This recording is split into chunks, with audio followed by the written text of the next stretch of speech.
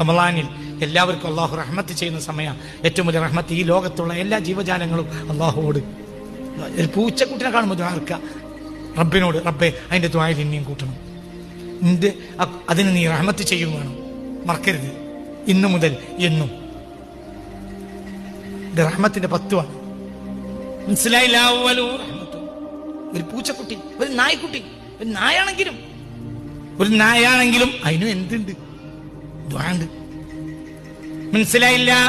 ഒരു നായ കാണുമ്പോൾ റബ്ബേ ആ സാധുവായ നായ എന്റെ ദ്വായിൽ എന്നെയും കൂട്ടണം.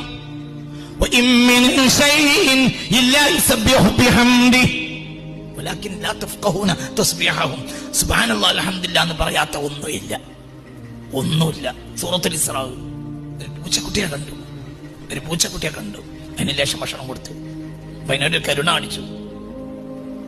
ആട്ടണ്ട, അതാരോ പോറ്റണതാണ്, നമ്മളെ അതിലടക്കണ്ട.